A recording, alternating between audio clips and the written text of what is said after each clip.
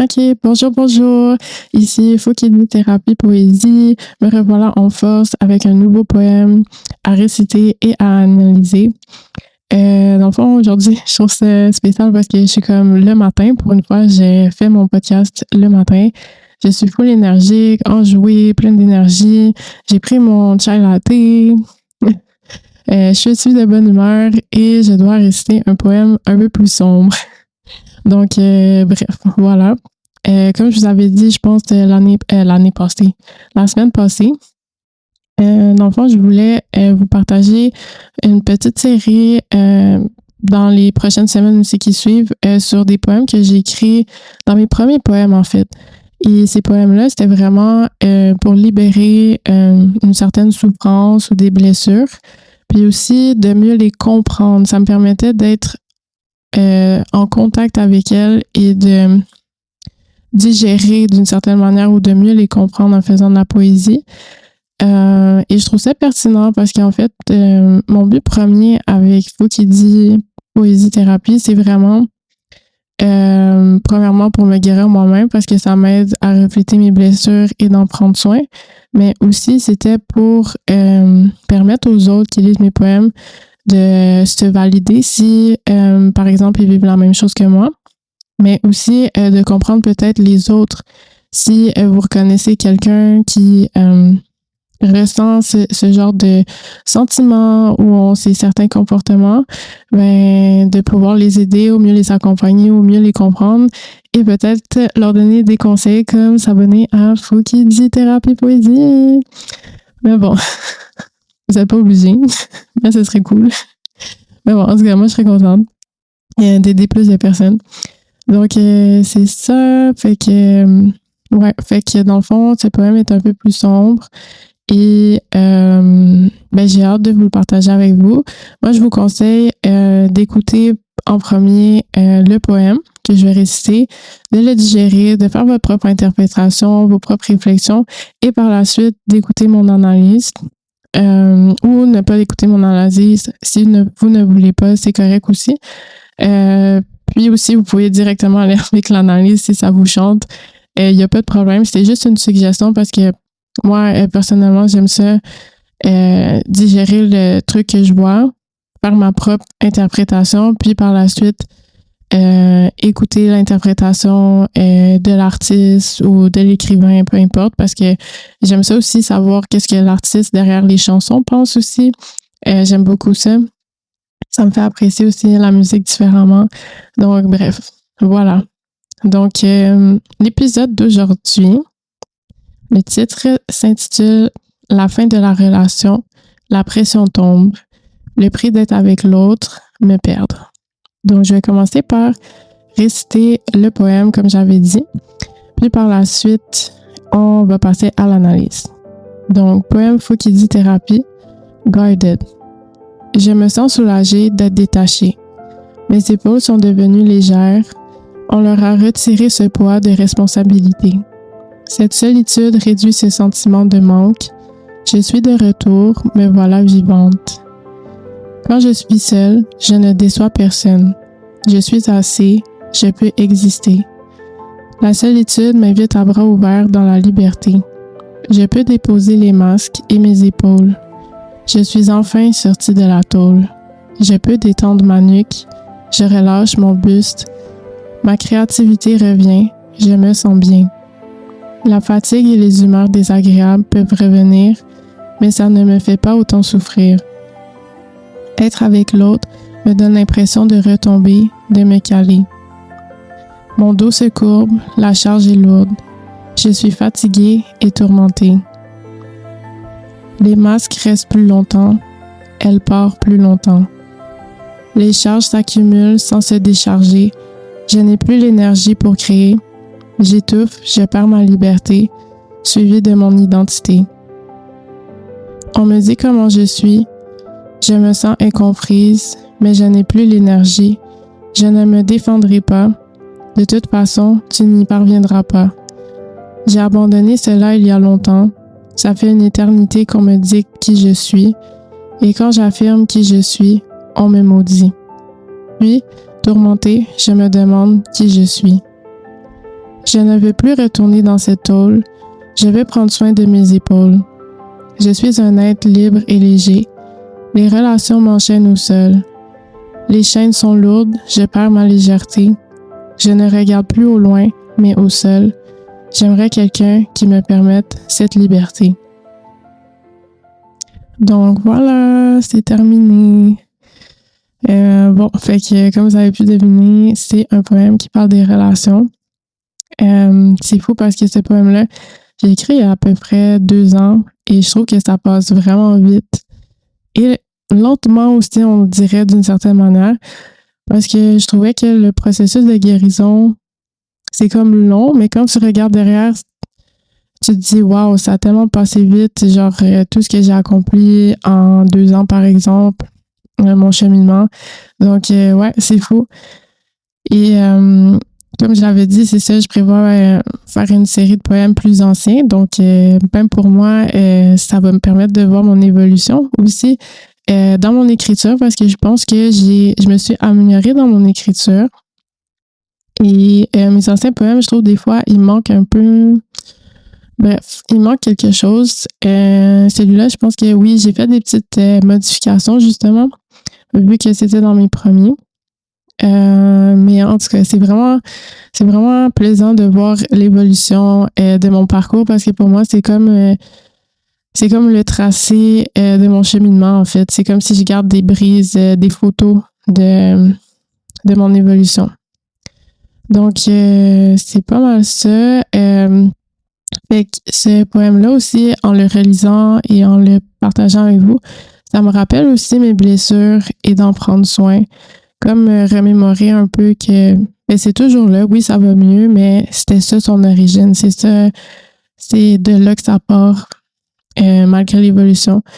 Et je dirais que mon enfant, parce que je trouve que ce poème-là, ça parle plus de mon enfant blessé, là, si on parle un peu psycho-ish, là.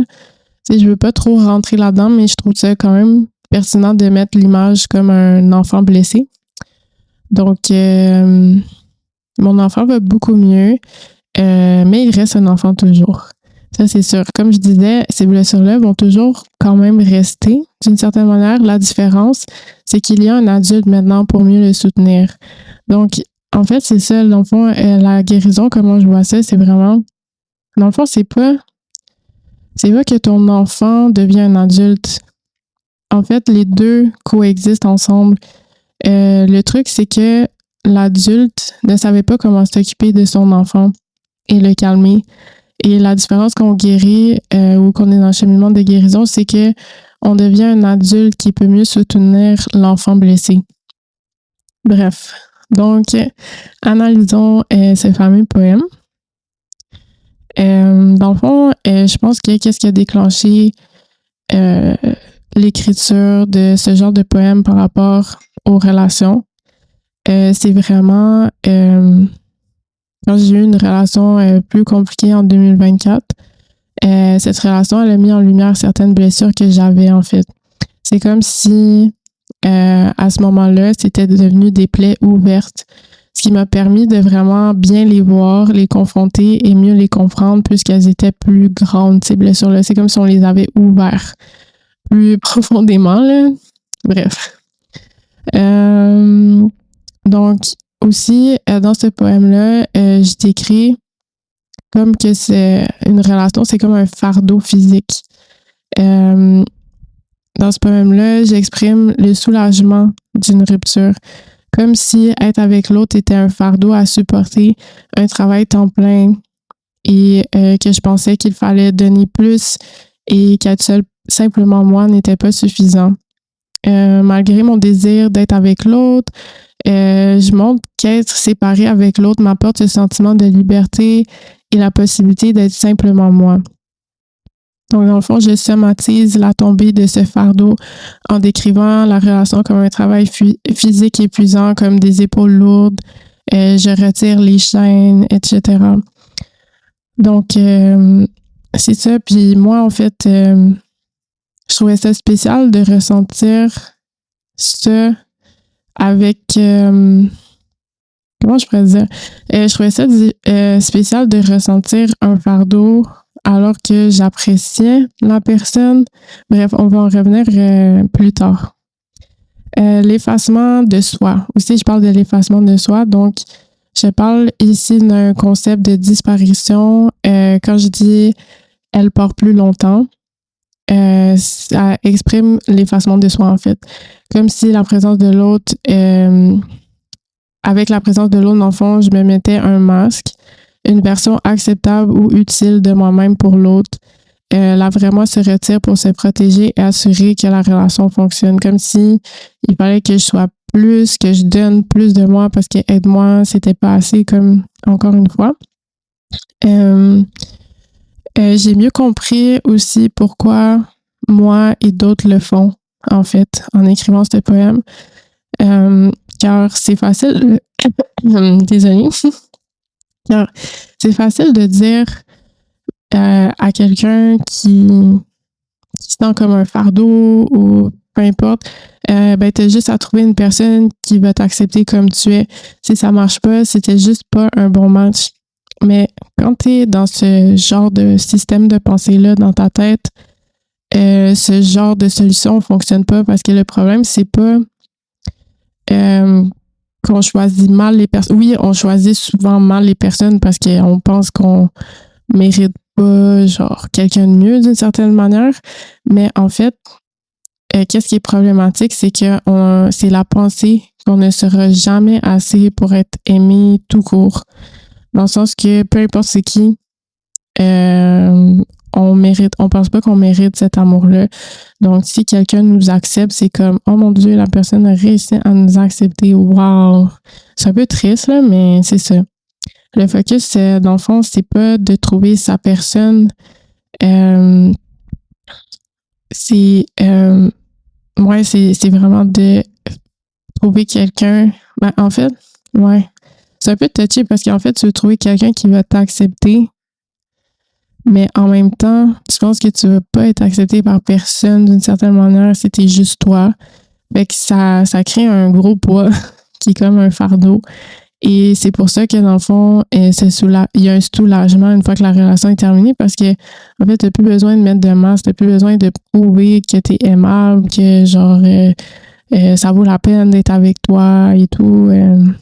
Ouais, c'est ça. Je sais pas si j'ai été claire, mais dans le fond, c'est ça, c'est comme c'est ça marche pas. Essayer de trouver une personne qui va matcher avec toi parce que tu penses que peu importe, t'es jamais assez pour n'importe qui. Donc, ton but, c'est pas de trouver quelqu'un qui va matcher avec toi, c'est de être aimé tout court, genre, de réussir à trouver quelqu'un qui va au moins t'accepter malgré tous tes défauts, malgré tous tes problèmes, comme si c'était un fardeau. Donc, c'est ça. Fait qu'il faut juste, en fait, enlever ce genre de pensée-là qu'on n'est pas assez. Mais ça prend du temps parce que c'est comme une croyance là, qu'il faut vraiment modifier, puis ça se fait pas du jour au lendemain. En tout cas, si quelqu'un réussit, shout out to you guys. Mais c'est ça. Après, dans mon poème, je parle de l'évasion. Donc, l'image de la prison, la tôle, est associée au fait que les gens me dictent qui je suis. Je me sens enfermée dans une définition de moi-même que je n'aime pas avec l'autre. Une définition plus lourde et négative. Et lorsque je suis seule, eh bien, je me libère de cette définition et je me retrouve plus positive. Dans le fond, quand l'autre part, ben, les jugements, leurs attentes disparaissent et c'est l'évasion, en fait. Et là, quand je dis la définition de l'autre, parfois, c'est pas nécessairement objectivement la personne me dit « tu es pourri, tu es une merde, blablabla, bla, bla, bla. » Mais c'est juste que, en fait, quand j'étais avec quelqu'un, c'est plus, c'est juste des critiques ou des choses, genre j'avais l'impression que c'était la fin du monde puis que dans le fond, j'étais vraiment comme une merde et tout. Et ça faisait juste me prouver à chaque fois que j'étais une merde. Alors que peut-être la personne pensait pas nécessairement ça. Mais c'est juste que c'est normal là, quand on est en relation. Tu sais, il y a des choses qu'on aime moins, des fois on se fâche, des fois on est triste et tout. Et pour moi, ça mettait beaucoup de pression parce que c'est comme si pour être acceptée, être aimée, il fallait que genre je sois parfaite, là. Tu sais, il fallait que je me pousse genre à mon 200%, là. Je pouvais pas être juste moi. Donc c'est pour ça que j'avais ce genre de pensée-là plus négative quand j'étais avec l'autre. Et dans le fond, ici aussi, qu'est-ce que je voulais faire ressortir? C'est l'ambivalence qui est tabou, qui est qu'on peut aimer quelqu'un ou vouloir qu'il reste tout en se sentant libéré quand il n'est plus là.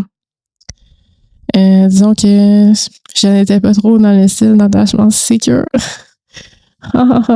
Fait que c'est ça, là. C'était pas un attachement très secure, disons que j'avais. Ben, je sais pas si maintenant je le suis. Je pense que vraiment plus. Puis est-ce que vraiment quelqu'un est 100% secure? J'ai un peu de la difficulté à y croire, mais ça se peut, là. Je sais pas. Tu sais, c'est sûr qu'il y en a qui sont plus sur le spectre du secure, mais tu sais, on a toutes nos insécurités. Mais c'est sûr que je suis plus rendue là, là. Genre, non.